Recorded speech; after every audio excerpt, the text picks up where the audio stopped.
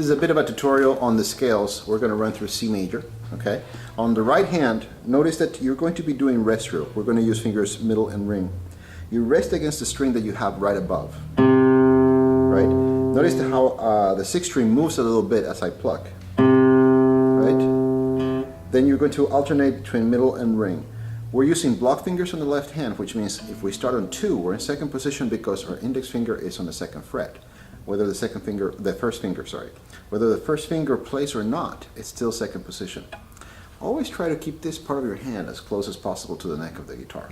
When it comes to the thumb needs to be backing up the finger, so either behind the index finger or in between index and middle finger, right?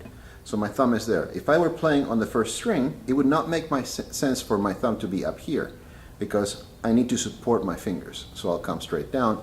It also helps with keeping the wrist straight. Okay, so here's C major. If you guys could play with me, please. So C major. Ready?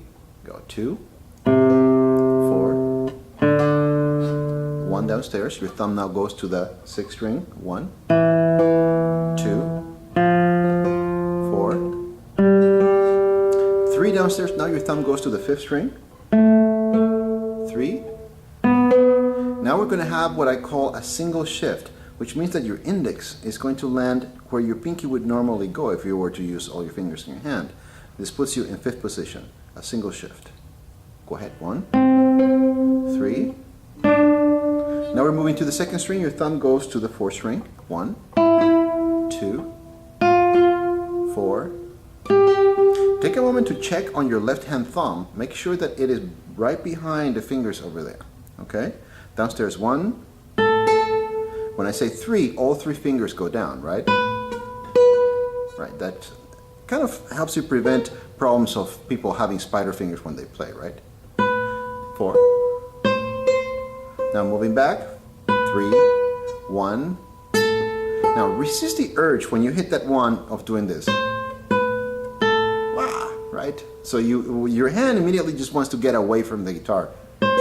Try to keep your fingers as close as possible.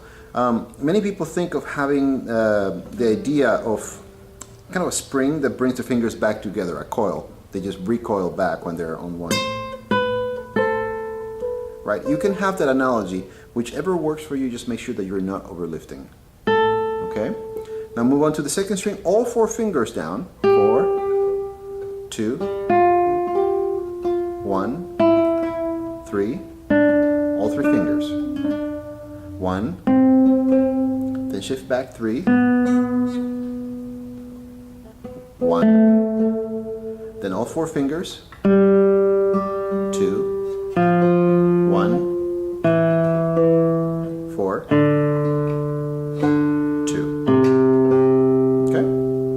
Now that's group 1. It also involves the D major scale, which is in 4th position. Now my index finger is on the 4th fret. Although my first note is going to be here on the 5th fret, right? I'm going to use index and ring fingers for this, but I'm going to use free stroke. Free stroke involves a technique by where you do not lean against the string that is right above. You're actually going towards your hand. You're avoiding that string, but you're still pushing down. So the same process is involved, except that your thumb this time can be directly above the string you're plucking. Okay? So we're going to follow with our thumbs above the string we're plucking throughout using index and ring. So D major, ready? Go. 2, 4, move downstairs. 2, 4, 1, 3. Now you're going to shift where your pinky would be. 1. It sets you up on the 7th fret. 3. Downstairs. 1, 2, 4. Right? Take a look for a second at your position. I'm stopping here on the 2nd string as well. These 2 fingers are shooting straight out this way. Pinky's out that way and index is out that way, kind of a fan. That's what your fingers should look like. And your thumb right behind giving support. Downstairs to 1, 3, 4, 3, 1. Make sure that you're not overlifting. 4, 2, 1, 3, 1. Don't overlift. shoulder lift. Now you're going to shift back. Your third finger is going to be right next to your finger, or to where your finger is now. 3, 1.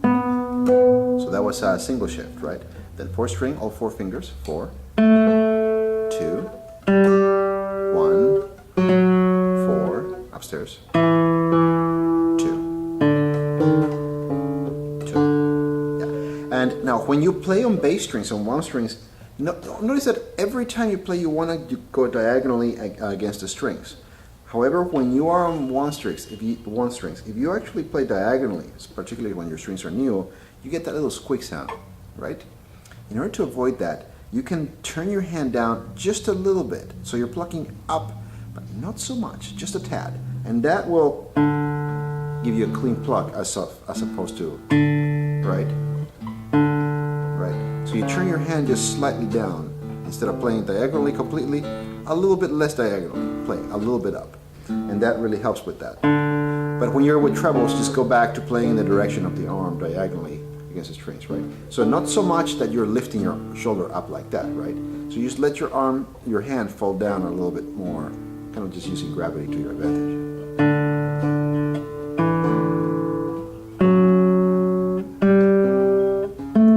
Right? Whichever you're doing with 1 strings. I hope this helps.